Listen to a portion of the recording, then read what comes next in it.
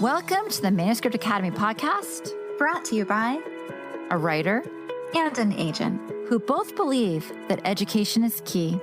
The beauty is the people you meet along the way, and that community makes all the difference.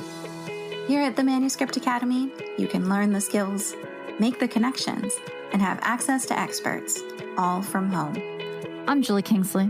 And I'm Jessica Sinsheimer. Put down your pens, pause your word counts, and enjoy. Okay, so we have two very special guests today. We have Katharine Sands and Jessica Doyle-Mekkes. They are an author-agent team with a great story of how they met and some great tips for writers out there too. Katharine, why don't you introduce yourself? Well, hello, I'm Katharine Sands. I'm with the Sarah Jane Fryman Literary Agency and very proud agent of Jessica, and also proud colleague of other Jessica and of Julie. There are a lot of Jessicas in the world. And other Jessica, tell us about you. Sure. So I am a proud client of Katharine's. I am the head of the musical theater program at East Carolina University, where I've taught since 2017. And I'm also a vocal coach who works with women's voices specifically, so helping women to harness the power of their voices. That's where I'm coming to you live from. Coming to you live. I love that. Mm-hmm. So can you tell us what's different about training a woman's voice than training a man's voice?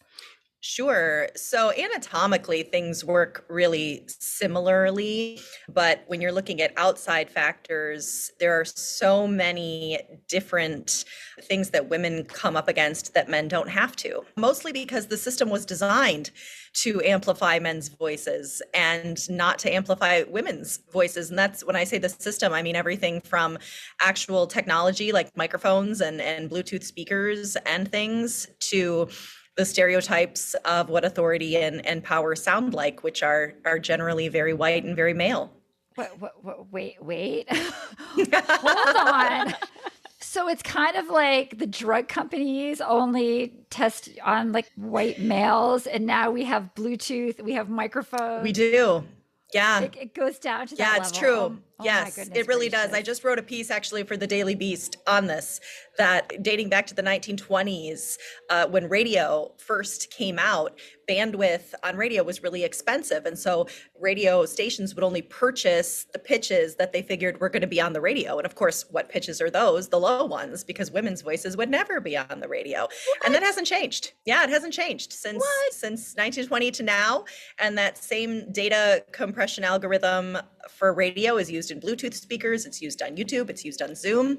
And so that's why a lot of women are coached to lower their voices, particularly if they're going to be recorded. Oh my goodness. So this is, we always say we're not hard hitting journalism, but I think it's hard hitting journalism. So you guys, we're here to talk, Jessica, about your amazing new book, and it's called I'm Speaking, Every Woman's Guide to Finding Your Voice and Using It Fearlessly. So is this in the book, or is the book? It is. Oh yeah, the book is sort of divided in half. The first half of it is the physical attributes of finding your voice. Finding your voice is a question I get asked a lot. And so my answer is always that, what does it mean to find your voice? To me, it's two things. It's getting to know your voice physically, how it works, how to take care of it, how to make positive changes to it, because a lot of women are often told they're too shrill or too breathy or too quiet or whatever it might be, too emotional, not emotional enough. And so it's navigating that. And then the other half of it is dealing with the voice in your head. It's dealing with that sort of imposter syndrome, or I call it impost-her syndrome, that most women deal with. This is so interesting because it's almost sounding as if the voice is this microcosm of all of the things that make it hard for women to express themselves in the world. Oh, it is. It's huge, and it's connected everywhere from anxiety and your emotions all the way down. So one of the things about the best nonfiction, and Katharine, back me up on this if you agree, I think the best nonfiction shows you all of the things that you don't already know and makes you so curious about learning more. And already you have gone in so many directions, so many things we could follow that I did not know were present. But Katharine, I imagine when you first heard about this book, it sparked your curiosity. Can you tell us about that moment? Well, yes, that moment took place when you sparked my curiosity, other Jessica, asking me to take a look at this because you thought it would be a match for me and my list of books. And you couldn't have been more right, brilliant agent that you are. But I'll make the point that agents often say they want their socks to be knocked off. And that's exactly what happened here. You know, the information was so new. I had literally never thought about voice science. I didn't even know there was such thing as voice science. And then when I got to the imposter syndrome, it just sparked so powerfully with me because I could think of so many friends and colleagues, and to say nothing of myself, who might really find that something to resonate with. So I couldn't wait to get Jessica on a Zoom to talk about her work and the potential book. And to be clear, it doesn't always work when I'm like, hey, agent friend, look at this. Like, I got shot down this week of like, Jessica, what were you thinking? So it does not always work. But when it does, it makes me so happy because I think ultimately we're looking for pairs that have this creative synergy like this. And I'm just so happy it worked out this time. But I'll make the point for writers listening that to answer the question that's often posed, do agents recommend projects to each other? And we do. It usually has to be pretty specific because, as Jessica says, other Jessica or Jessica one, that you can get shot down. You can't really predict other people's taste and interest, but you can have an aha moment sometimes. And I sometimes joke I do my best agenting for other agents when I recommend other projects. Actually, you have recommended a ton of books to other people that I know of. You are very good at that. I think it's one of my specialties. Well, you recommended me to Jessica. So, you know, if you go to episode 1, if you're listening, and we talk about meeting on the bus, that is, you know, another great place at the Manuscript Academy to go to. But Katharine, so let's just come up a little bit more globally. What are things you look for in a nonfiction project? Ooh, well, I always like to joke it's like the Supreme Court definition of pornography. You know it when you see it. But for me, that does mean some unique and distinctive aspect that just hasn't been covered in this particular way before. And that could be something to do with demographics or the voice or the eye or the vision of the author. You know, you're not always looking exactly, but when it's there, when something gets you to look at the world in a different way, it's so palpable and you do have a eureka moment. So I look for that eureka moment. So tell us a little bit about what you were noticing in Jessica's proposal as you were reading it. Well, let me see. I was very, very taken with the sense of authority that she conveyed. She was clearly an expert. I would also add her heart was in the right place. There was no ego here. She was sharing very particular information, obviously born of the master classes that she teaches and her other venues for, you know, her outreach for teaching what she understands and about voice. And so I noticed that. I noticed what was very fresh about her approach. And I had a visceral reaction to her material, which is one of the things I look for. Sometimes material just sort of goes over your head in a whoosh, or you think, well, this is nice, but nothing happens. But the alchemy, as I call it, was absolutely there. I saw an author matched to timing and zeitgeist, the spirit of the times, matched to her material. And that was immediate. And I was very excited about the thought of working with her. I know this is a tough question, but can you describe what that feels like when you get something across your desk and it is just the right thing at the right time? Well, I do have a way of describing that. I think of myself as a dowser.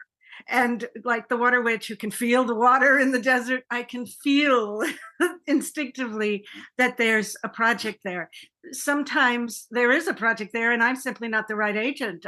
Some of the more successful books that I've agented were to other agents, as mentioned.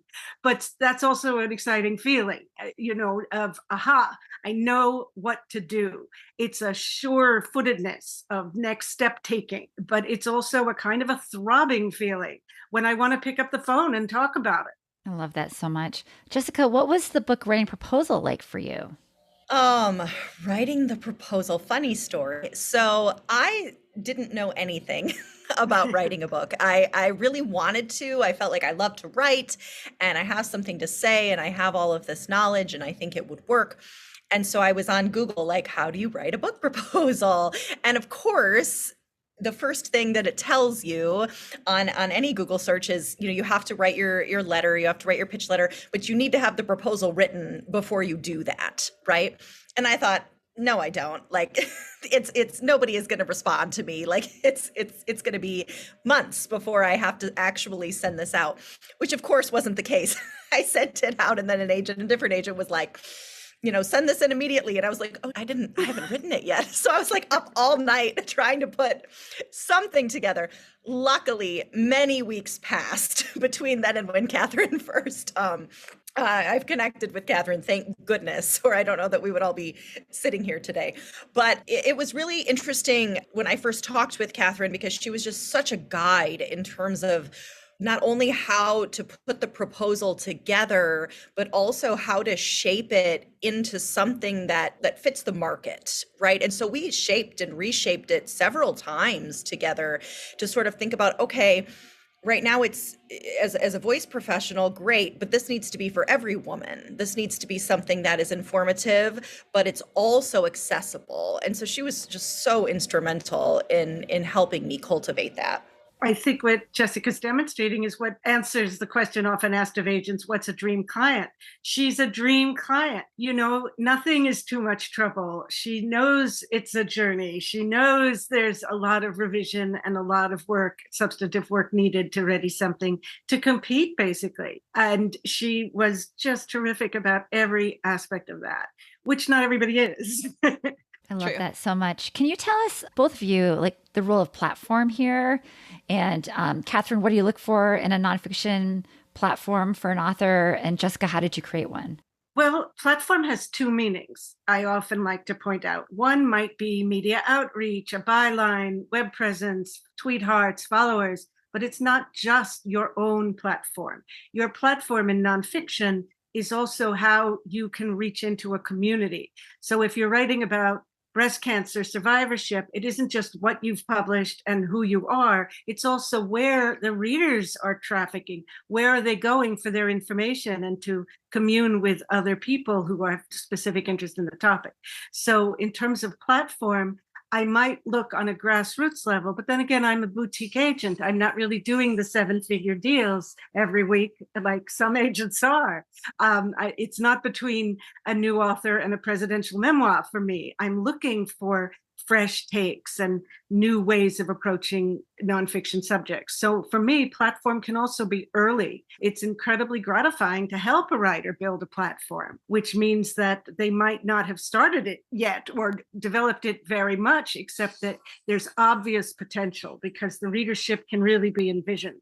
Yeah, I think platform was something that was sort of that catch-22, like you need it in order to publish, but how do you get it? You get it by publishing, right? And so in that way, it was, what's the right word? Intimidating. It was intimidating. And so when Katharine and I first talked, I was like, look, I have a lot in the voice world, right? I've presented at a lot of educational conferences. I'm a professor. I've been doing this for a long time, but do I have, 250,000 followers on Instagram? No, I don't. Does that mean there's no hope? And she said exactly what she just shared, that no, it's two things. It's also how can we utilize the network that you currently have and at the same time get on Haro and get on all of these create a website and have a blog and do these interviews and do things to also get your name out there. So I really did things simultaneously. I, at Katharine's directive, which was wonderful, looked into my own network and who across different venues could look at my proposal and then say, yes, this is a book that I would use, whether it's with my clients or I would read it myself or I might give it to my students. And I mean, I had people in different industries, real estate and education and hospitality and all of these different places that these leaders in those fields who know me and my work were saying, yes, I think that this is applicable and I think that I would use it. And at the same time, I really did and still do hustle to get my platform made. I mean, I am on Help a Reporter Out on Haro. I've set up Google Alerts. I look every day at what's happening in the news with women. What can I comment on? How can I make a LinkedIn post about this so that my face and my name, I really work hard on that every single day to make sure that I'm maintaining and growing in that way. Sounds like another part-time job. It definitely is. I joke that I have two little girls, and my friends look at me like, how do you do it? And I say, I get up really early. That's how I do it. And I have a wonderful husband who also is very supportive and very helpful. But I really did write most of the book between 5 a.m. and 7 a.m. Before anybody else was awake, because that's the time that I had. Wow. Okay. Well, and another aspect of this is that I think if you had approached the same topic from a different angle, you would need a different platform, right?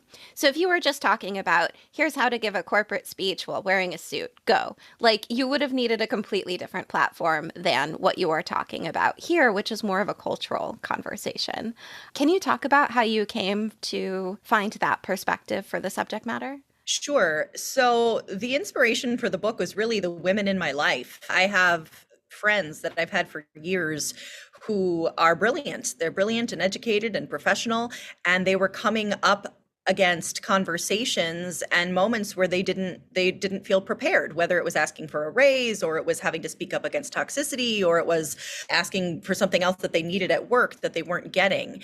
And so they would come to me just as a friend and say, what do you think? Can you help me with this? Because as a vocal coach, that's a lot of what I do is working not only with the physical sound of the voice, but also with performance anxiety.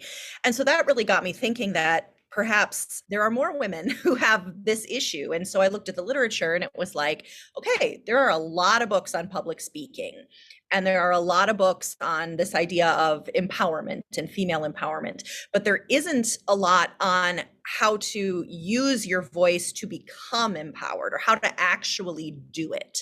And I think that a lot of the tools that we see often, like journaling or self-talk and mindset, that's all so important. That is one piece of the puzzle. But when it comes time to actually walk in the door and sit down and have that conversation, there's a lot of what ifs that surround that for many women, because you might be really knowledgeable in your field, and yet if you're asking to become the figurehead of an organization, and now all of a sudden I'm giving a media presence, or I'm having to ask for something personally, I haven't been taught how to do that. So that's really where the idea came from. Well, I sympathize with the writers who just want to be talking to their laptop, sending off their work, and then suddenly they are charged with getting up in front of all of these people and talking about their book. And what do they do if they prepare and prepare and prepare, but when that moment happens, they get nervous, their voice goes out, they shake, then they're like, oh my gosh, now I sound stupid, everything gets worse. How does someone prevent that? Sure. So I think one of the ways to really prevent that is to practice. So, and that looks like, it can look like role playing. It can look like sitting down with a friend or partner and really setting up that scenario. So I'm going to walk in the door, I'm going to walk up to the podium, or up to my kitchen table, and I'm going to give the talk. And it could look like, if I'm nervous about being late, or I'm nervous about my heart racing, so I walk around my house like fast for 5 minutes, like I can't find the room, and then I give the talk, right? And then I talk about my book. It might look like I do jumping jacks for a minute to get my heart rate up, and now my body is physically reacting the way that it does when that fight or flight kicks in, and now I've learned how to manage it. The other part of that is, so much of the fear of speaking up is the fear of the what if. What if I get asked a question that I'm not ready for? What if I get off track and I can't get back on? What if somebody runs into the room and, breaks my train of thought? So I think you can also prepare for those things. You can work with a partner and have them ask you obtuse questions, have them call your cell phone at different times so that it rings. So that what you've done is you've taken the what if and you've made it, okay, this might happen. I know how I'm going to deal with it once it does. And then the other half of that is just know your material. Know it forward, backward, upside down. I write in the book, and I truly believe this. You should be able to talk about your topic, whether it's you're a writer and it's your book, or whether it's something else, like it's your favorite movie. Like you know all the ins and outs, the star, the blooper reel, the director, what other pieces they did. And you can speak about it in a way that you would about something you're really, really comfortable about. And the good part there is that most of the time your work you are really excited about. I can't help but wonder how many women would run for office if they weren't so afraid of public speaking. Mm-hmm. And also, Yeah. the heckling, all the awful things people Right, say all the about rest of it that women. comes with that. The million tightropes involved, like you said, whether someone is shrill or not aggressive enough or too aggressive or they sound annoyed, God forbid. Well, I mean, it's also interesting, right? Like if you go into the documentary Misrepresented, I don't know if if you've seen that documentary, but it talks about how women hold themselves, like someone running for office versus someone that's in office. And if like the woman can't cry, the woman like has to hold themselves in a totally different way than the man. The man can show emotion, but if everything, if a woman does, it's a totally different thing. So I know that's definitely a thing that's out there and being talked about. But we really like that you talked about the term and how women use that. Can you expand on that for our listeners? Sure. So women love to over apologize. And I see it as two things. One, it's kind of a safety net, right? If you walk in, and I see this, I'm a college professor, I see this with my female students all the time, that they'll get up in class, and I teach singing, so they'll either be singing or they'll be presenting on something, and they'll start with, I'm really sorry, I didn't put as much time into this as I should have, or I'm really sorry, this isn't going to sound very good. And I know the impetus behind it is when you say I'm sorry, you think you're creating this safety net, right? That just in case it isn't up to par, I've prepared my audience. I've sort of massaged my audience that it's going to be okay. But you're not giving yourself a safety net. What you're doing is you're setting up the expectation that it's not going to be very good, right? I mean, and I say in the book, and I'll say it now, imagine if you went to the latest Meryl Streep movie and all the credits are rolling at the beginning and then it says starring Meryl Streep, sorry, this might not be her best work. That's a ticket I want to buy, right? And that's something that I try to get across to my students and in the book, is that there's this feeling as women of being boastful or being arrogant, or that we can't shoot our own horns, or we're supposed to be kind and we're supposed to be.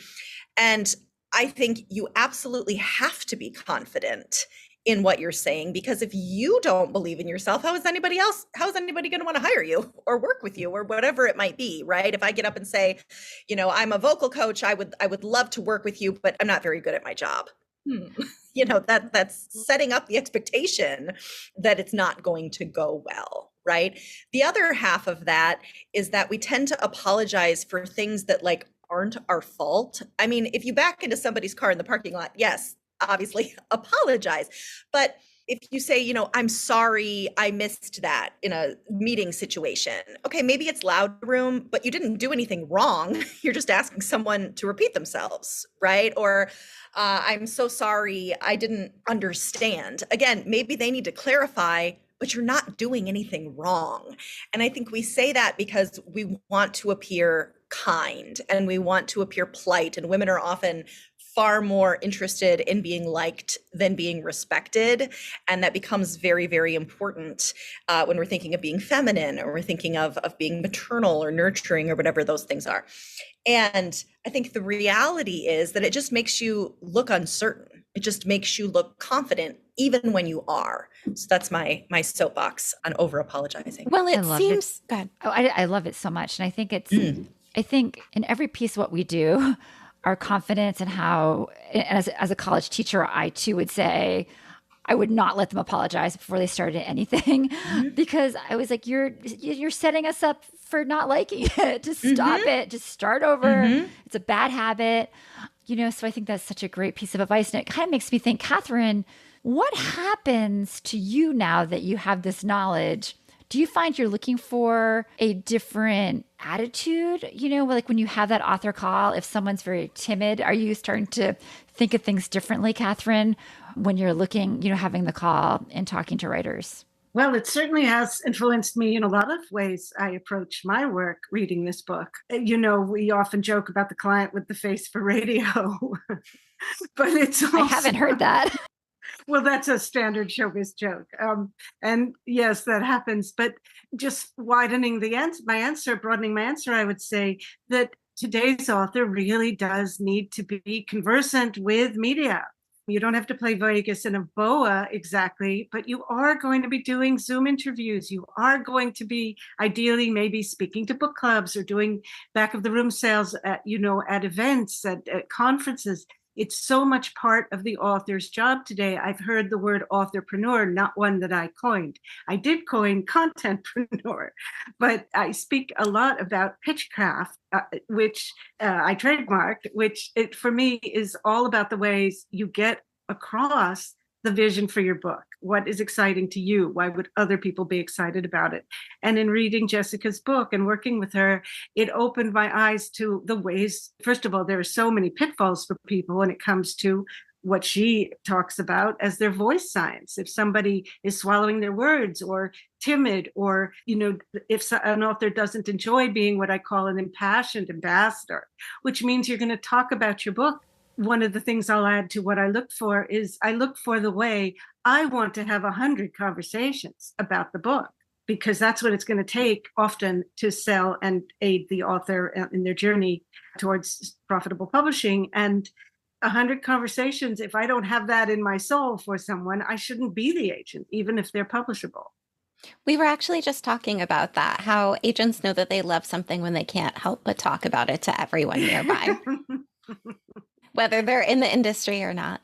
But Jessica, something that I couldn't help thinking about when you were talking about women apologizing, I feel as though women don't know where the line is between taking up too much space, taking up too much time, taking up too much attention. They start to feel as though they should let someone else talk. And then there's this weird slippery slope of like, if a woman is confident, she'll be called arrogant, or it'll be said that she has audacity. Like, how do you balance all of that and get an accurate read of how much, if you are veering into that territory when you're nervous and there are a million things going through your head? Sure. I think part of it is practice, and I do think, to start off with, if you're used to being quiet, then speaking at a normal level is going to feel loud. If you're used to not taking up space, then taking up a normal amount of space is going to feel huge, right? I joke, and I say this in the book, I was at one of the voice teacher colleagues that I have. I was at a workshop of hers, and this is a whole room of voice people. And the question was, how do you get your client to sing louder? And everybody raises their hand and has their own secret sauce, for how to do this. Imagine you're on a mountaintop and your audience is on a mountaintop and you have to throw the sound to them. And she goes, no, you say, can you do that louder? And I thought, yeah, that's it. Because if you've never been asked, right? If you've never been given permission, not that you need permission, but if you've never been given permission to speak louder, a lot of times women just aren't aware that they can, right? And so I think that's the first thing to keep in mind, is that when you're used to being small, any kind of expansion is going to feel uncomfortable. It's going to feel like you're taking up space, right? I remember going to a faculty meeting my first year here, and I had a disagreement with someone, and I walked out and I just had hives, all up my neck, because I was so anxious about being the new faculty member and being the only woman in the room and having to speak up because what was being said was incorrect. And I was like, okay, so how are we going to deal with this? We're either going to keep doing it and keep speaking up and learn to go into that wave of emotion as we do as actors all the time, or I'm going to have to wear turtlenecks. Like those are the two responses, because we can't have this. So I think that's the first thing, is that just to recognize that, yeah, it might feel a little uncomfortable at first because you're not used to doing that. The other thing is, I think you have to do the research on your audience, right? So we cannot control our audience. We can't control how someone else feels. We can't control how someone else reacts. But I can do research on the front end to find out, okay, let's read the room. What are they into? What jokes are going to land, right? How are they leaning? What are they familiar with? What's going to feel like it's a really outside topic? And doing all of that research to inform my talk, to inform the conversation, be it personal or professional, right? That is going to give me the best chance of going in and getting what I want, or going in and getting across what I need. So I think that's the other thing is yes, a lot of that is out of our control. And if I tell a joke and it doesn't land, okay, I mean, I have to let that go, that, chalk it up to tell a different joke next time. But I also think you can get in front of a lot of that by just knowing your audience and knowing your room and doing research in that way. Do you suppose that's why so many comedians open with, "Hello, New York, I just went to the deli around the corner," and they know that's going to get a good response. But if they accidentally say, "Hello, Memphis," that's not going to work. Yeah, 100%. I think it's also why a lot of comedians start with a joke that's self-deprecating. That if there's something that's weird about you, then if you're the one who brings it up, then all of a sudden, yep, we've talked about the elephant in the room, right? When you say it and you bring it out there, not only does it make everybody laugh, right? So it sort of puts us all at ease, but it also addresses the elephant in the room, right? And so now it's like, okay, I've made a joke out of it. We're all going to be comfortable with this conversation. I would quickly add that one of the things Jessica's book brought to me is how your voice is really something in your professional toolbox. And you don't think of it because it's something you might take for granted. It's your voice. It's what you sound like. It's what your family might have sounded like. But that this is really something that is a tool for you to use and to approach the way you would any other tool. Absolutely.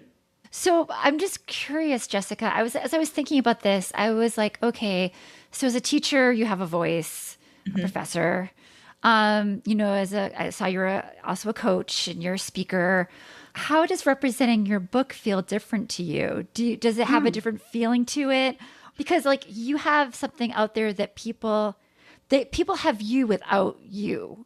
And so how do you feel? Are the pressures different, or does it feel the same? Tell us about how it feels to be an author right now.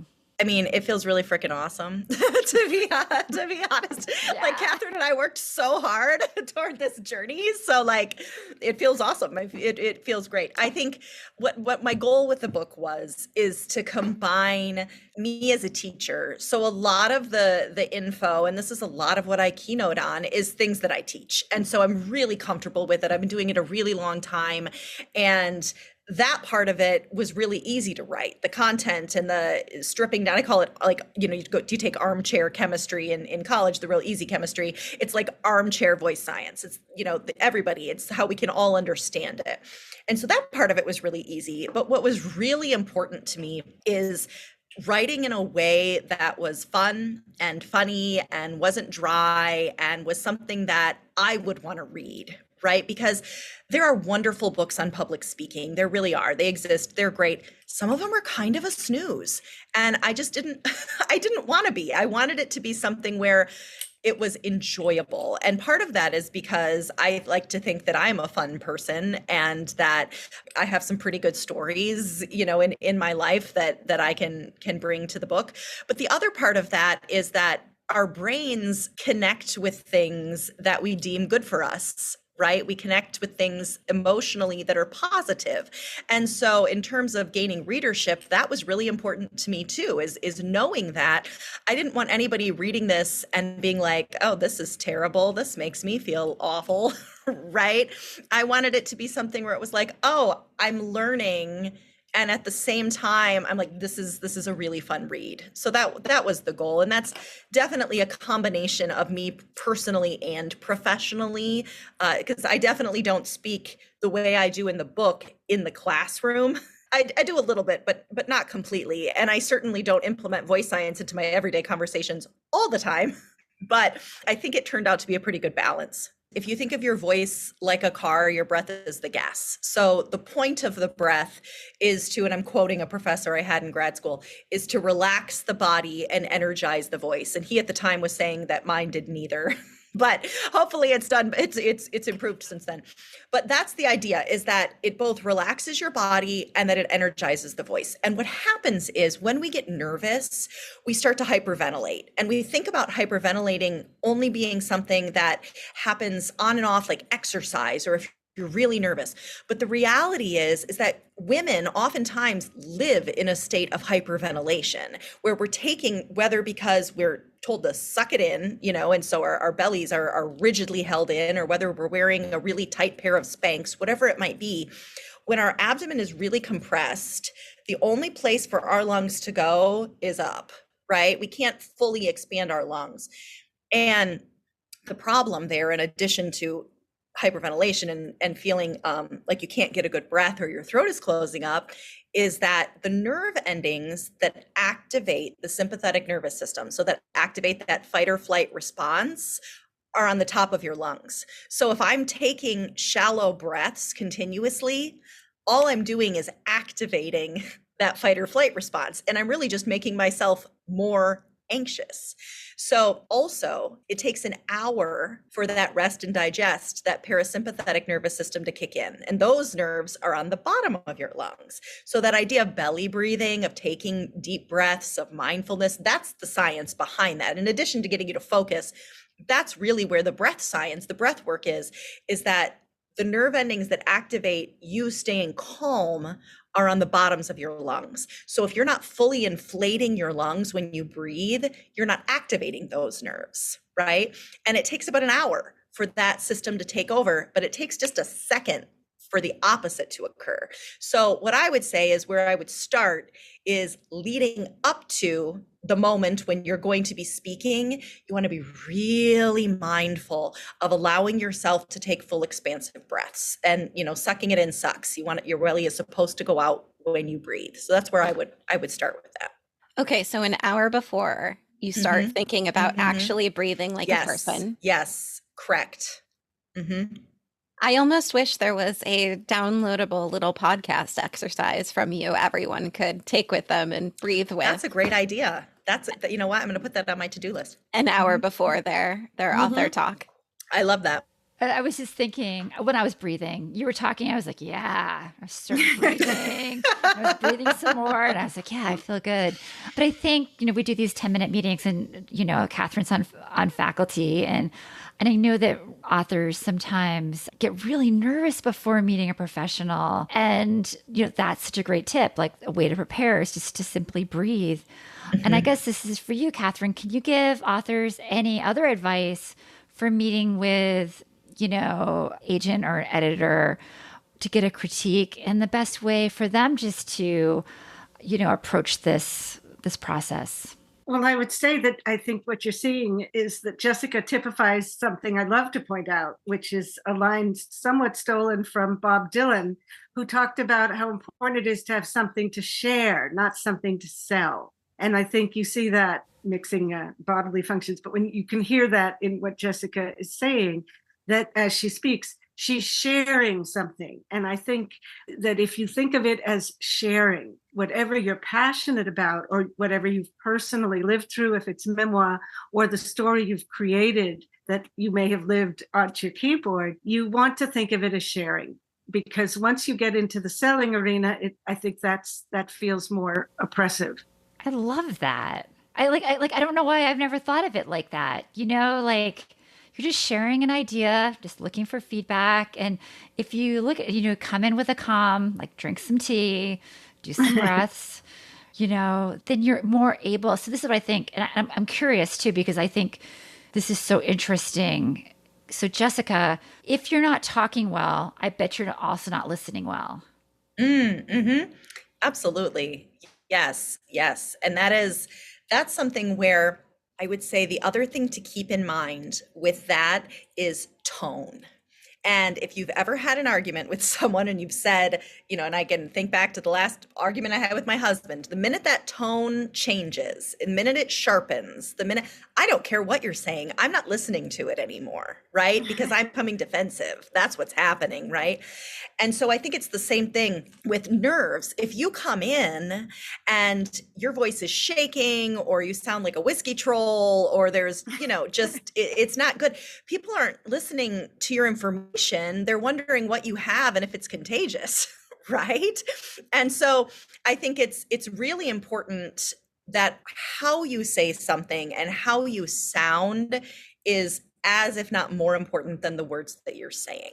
And the other thing to keep in mind is that emotion carries over into your voice. In fact, there have been studies done that humans actually hear nuanced emotions. So like anger versus resentment versus frustration better than we see it on faces.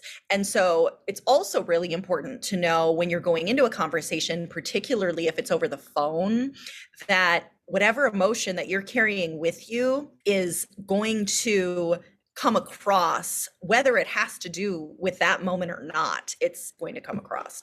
That makes me think of the advice they give to receptionists to say to keep a mirror by your desk so you smile when you answer the phone, because people can in fact hear it.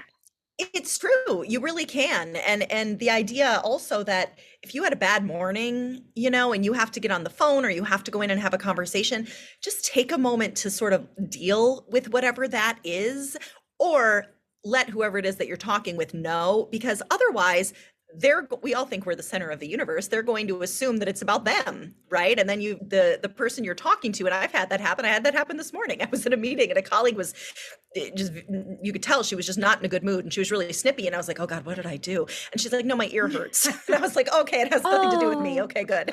You know, I'm sorry your ear hurts. She goes, I'm sorry, I'm not feeling great. My ear is hurting. And I was thinking, of course, you know, in my high anxiety brain of all of these things, like what could be wrong? What did I do? Is there something that, you know, that I'm not thinking about? And of course, then I'm not listening to what's being said in the meeting because I'm spiraling on the fact that I think my colleague's upset with me now. She was not. Well, I also think that people underestimate how understanding others will be when they just say, I'm dealing with blank. Mm-hmm. That's why I'm being weird. Let's move on. Absolutely. Absolutely. And I think that's the biggest thing too, is that I like to think that basically all people are good. And I think that when you have that view, you give grace, you know, most of the time. So while you were talking about how Spanx can ruin your breathing, which can ruin your talk, can you talk about some other things that are stacked against women so we can just all be like, oh, it's not me? Oh, sure. Yeah, absolutely. I mean, one is biology, you know, our hormones cycle, and that has a huge effect on the voice. So if you think of when you're on your period, you know, your whole body swells, right? And that means your vocal folds are included in that they're going to swell as well, which can do all sorts of things to the voice. It can actually lower the pitch of your voice. It can make you sound less clear and less expressive. Women in menopause is huge on the voice because estrogen is the lubricating hormone. And so when we have a loss of estrogen in the body, you're also going to get a loss of lubrication in the vocal folds. And so that can cause a drop in pitch. Again, it can cause you to sound gritty or gravelly. It can actually up the instances of there being some sort of a vocal problem because it's the mucosa vocal folds. Your vocal folds bang together a lot. I mean, hundreds of times per second. And it's this balance of lubrication of the mucosa and of your own hydration that keep them healthy, that allow them to do that. And so when you have a loss of estrogen, you have a loss of natural lubrication. And so that can cause problems for women's voices. The other one is in terms of hydration, that women's bodies, you know, we know the human body is predominantly water, but actually men's are a little bit more water-based than women's are, and the difference being body fat, which is just infuriating but true. And so it's actually harder for women to maintain systemic hydration than it is for men. So that's sort of the physical stuff. There's hormones, there's body fat, there's society, you know, telling us to suck it in and stand up straight. And then there's clothing. So I talked about Spanx a little bit, but the other major one is high heels. And there's a lot of books and blogs that have been written on this, but when you wear a heel, if you think of your body like head, shoulders, knees, and toes, or head, shoulders, hips, knees, and toes, as being the points of balance that stack upon one another, And actually, the alignment of your head on your neck has a lot to do with how your voice sounds. So I'll just show you. If I take my head, so my head is balanced on my spine. And if I put my fingers in the little indents behind my ears, I can kind of feel where that joint is and where if I were to draw a line in between, that's my atlanto-occipital joint, or that's the bobblehead where you sort of feel that head on your spine. Now, if I take my head off my spine, and you're going to hear what happens to my voice as I lean forward, I'm changing the sound of my voice because I'm bringing my head forward. You know how nasal it gets? And that's because I've shrunk my vocal tract. So if you think of like a tuba versus a horn or versus a trumpet, they have basically the same mouthpiece, but the bell, the size is different, right? So it's the same thing in your voice. If I shrink the space between my vocal folds and my mouth and I shove my head out of alignment, I've now shrunk the space. So now my voice takes on a very nasal and abrasive quality. Well, when else do we do that? We often do it if you watch a woman walking in heels and then she's leaning forward because all of a sudden it's thrown her out of alignment, right? We do it a lot on Zoom when we lean forward. We do it if we're talking down to our phones. So that's the other thing to keep in mind is things that affect your posture. And we often think of posture if you think of like what are they called? The super poses, the power poses, right? The Amy Cuddy's TED Talk on power poses. We think about that. And yes, absolutely confidence, but also physically the sound of your voice is affected by your posture. I'm tempted to ask you an impossible question. Okay. I don't know. Can you define confidence? Can I define confidence? Ooh, that is an impossible question, isn't it? You know how they say that rich people, like really rich people, don't talk about money because they don't need to, because they already have it, right? Or someone who's really talented doesn't need to tell you how talented they are because their work shows it. I think that's what confidence is. I think confidence is knowing I don't need to brag and I don't need to boast. Not that I don't want to be feel good about what I'm doing, but I don't need to be a talking head about it because my work and who I am speaks for itself. I think that's confidence. So I would love, this is one of those funny, like, I wish this existed. I would love to see a story of a woman who starts mousy and scared and ends the book as president. And think of all the things she would have to do to get from A to B. Can you think of any tips for this hypothetical woman who needs to learn how to be in front of people like that? Sure, absolutely. I mean, I think the first ones are you have to take care of your voice. So if you're going to be president, you're going to be speaking a lot. Your voice is essential to your work if you're president, right? If you have laryngitis, if you can't get your point across, if you sound gravelly or not great, people aren't going to want to listen to you, right? And we see that when Hillary Clinton ran for president and she was shrill, right? And it was this attack of her being shrill, and that was such a problem for everyone. And how dare she? And I think the first thing is then you need to know that you need to take care of your voice. And so that is knowing that the voice is largely made of skeletal muscle. And that means that it can be changed and it can be worked the same way any other muscle in your body is, same kind of muscle you work in the gym, right? So you have to take care of it. You have to hydrate it. You have to be mindful about how you use it. So I would connect this heroine with a vocal coach, maybe me, to work on creating a really clear, confident, authentic sound for her. I would have her record herself a lot and listen back, because the voice that you hear in your head and the voice that your audience hears are always two different things. And you know that because you've listened to yourself talk on a recording and gone, I don't sound like that, right? You do. You don't in your head, but you're getting a lot more vibrations going on than what's just coming out of your mouth. So we would do a lot of that. And then in terms of confidence in speaking, in terms of becoming comfortable in speaking, the first thing that I would do is I would teach her how to learn her material really well and really quickly, because I would think if you're going into politics, you're going to give a lot of speeches and you need to be able to give them really easily, right? So our brains were meant to learn on the move. That's how they evolved. We evolved to learn on the move. So if you want to learn something faster, the best thing that you can do is twofold. One, you can walk, you can move, and two, you can use all your senses. So you want to think about doing things like walking and talking aloud while reading, walking and talking aloud and speaking it into your phone and then listening back. And so the more senses that you can incorporate combined with movement, the quicker that is going to stick. So that's one of the things. And then I would move into focus and how to develop focus with her, and how to be able to deal with all of the questions and this, and that's practice. That's the role playing that I talked about earlier in terms of, and I know that political candidates do that, where they, I mean, I've watched Madam Secretary, where they get in front of, their aides and they practice the speech and the questions and things.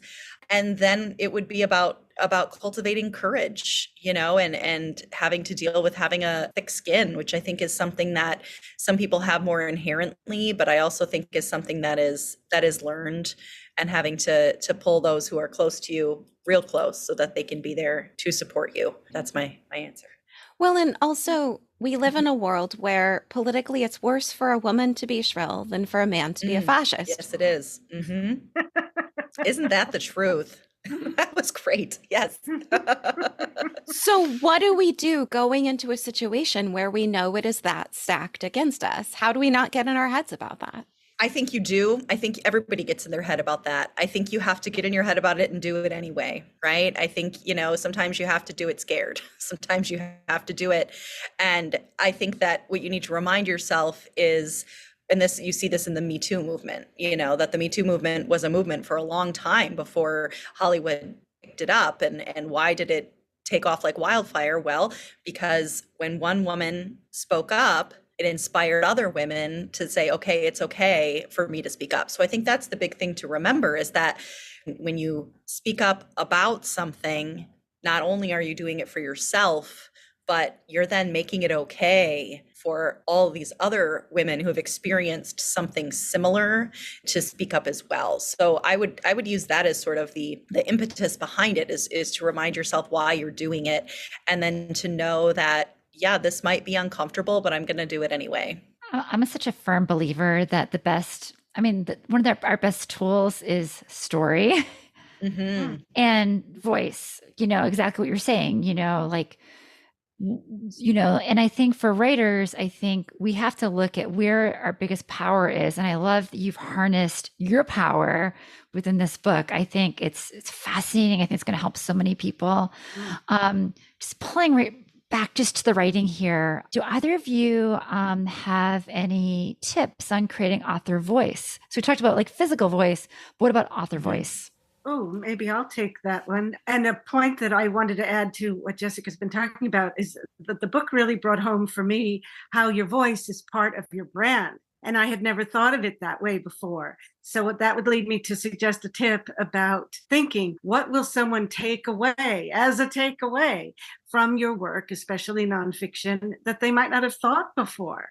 And something I love to say to authors always, or ask authors, is why would you buy your book? Not just read an article or an interview with you online, but what would make you purchase your book? What's in that book that you want to take home and keep?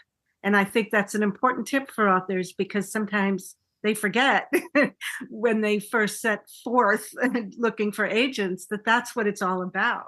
How much voice, Katharine, do you like to see in a book proposal? I think it's key, because that really is the narrative. And it's the way that the author's making friends with the readers. I sometimes say to an author, you want to think about how if you invite someone to your home, you welcome them. You say, over here, hang your coat, and over here is where I've laid out the refreshments. You want to welcome them and embrace them. And a voice does that from the page. And I think it's a key thing. Well, it's kind of like when you meet someone and they just feel warm somehow. You know how you meet some people and it feels like sunlight? Like you can almost feel the good energy just around you when you meet them. And I think good voice can feel like that too, even if it's just typed words on a page. I sometimes say to writers, a book is a new best friend. If you've taken up a hobby or you have a life challenge and you're purchasing a book for a reason, you want this new best friend who's going to immerse you into something that you need from that book. Maybe it's solace, maybe it's wisdom, but it's a companion. And voice is how you make friends. Or if it's someone of the opposite political affiliation, you open it and you're like, and throw it across the room. That too. My gosh, we've turned into like hard hitting journalism right here. We said we weren't, and here we are.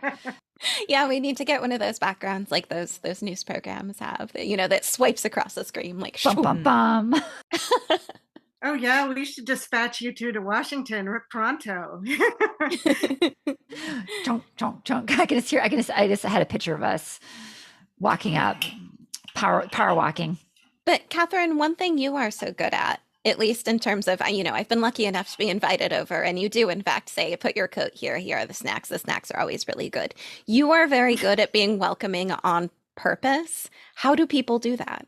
Oh, good heavens. If you mean from the page, first have the intention. Have the intention of welcoming your reader. One of the querial killers, as I call them, the series of mistakes writers make when they set out to woo and win literary agents or publishers, is that they don't welcome the reader. They come at the reader with something, they get on the soapbox, or they immerse the reader in, detailed, dense, thickety writing without welcoming them. I think a key point for writers is to think, how am I welcoming readers into either a story, something I call the story portal in fiction, but it's the same in nonfiction, something that welcomes a reader enough to want to stay. So I think that I would stress the intention to do that before anything else. Jessica, what surprised you about the book writing process and the agent process? Everything. I think I had very limited expectations and no knowledge, going into this of sort of how it would work. We hit a pandemic in the middle of the process. So I think that in and of itself was a surprise, as it was for everybody. I really think just the patience was big, and Katharine kept saying, good books get published. And it'll find it's right home. Good books get published. And so for me, it was like, okay, yes, there's a pandemic. Yes, there's a lot of things going on, but let's stick with it and stick with this idea. And yeah, that was really it. I think we live in a world of now. We live in a world of instant gratification, right? And so we don't often realize all of the work and all of the steps that go into making something successful. So that was certainly a learning curve for me. I'm just so pleased we got to have this conversation. So many delightful surprises today. I know. It was fascinating. I think that there's I think this is a podcast that people are going to listen to again and again, and then practice their words and then practice their breath and then think about different ways to utilize it. And I'm sure this book's going to be a smashing success. Thank you guys. Thank you. Thanks so much. Thank you for having us. Okay. So tell us again the title of the book, where and when we can find it. Sure. The title is I'm Speaking, Every Woman's Guide to Finding Your Voice and Using It Fearlessly. All major retailers. Thank you. Thank you so much for doing this. I'm so happy this worked out. I can't wait to read the book. I can't wait to hear more about just how it impacts the world. And I bet you're going to get a lot of letters from grateful people. Thank you. Thank you. Thank you. Thank you. It was wonderful to be here. Thank you for having us. Yes, thank you. You guys are among my great feats of agenting, putting you two together. I can't resist saying that. No, that's true. Katharine, how many matches have you made so far? Oh, I'm a great matchmaker. There are marriages because of me. Wait, really? I would love to see that wedding toast. Yes, come to think of it, I should have been given a firstborn. You're quite right. Yay. Yeah, thank you guys. It was terrific. And congratulations to both of you. Yeah, congratulations. Thank you. We are so glad that you joined us. And as always, we appreciate your feedback. Just head on over to the iTunes store and let us know what you think. It not only helps us make this podcast be the best it can be, but it also affects our ratings within the iTunes platform. We'd love to hear from you. If you're feeling brave and want to submit your page for our First Pages podcast, you can send it to academy@manuscriptwishlist.com with First Pages podcast in the subject line. We'd also just love to hear from you. And if you'd like to learn more about the Manuscript Academy and everything we have to offer, just jump on over to manuscriptacademy.com.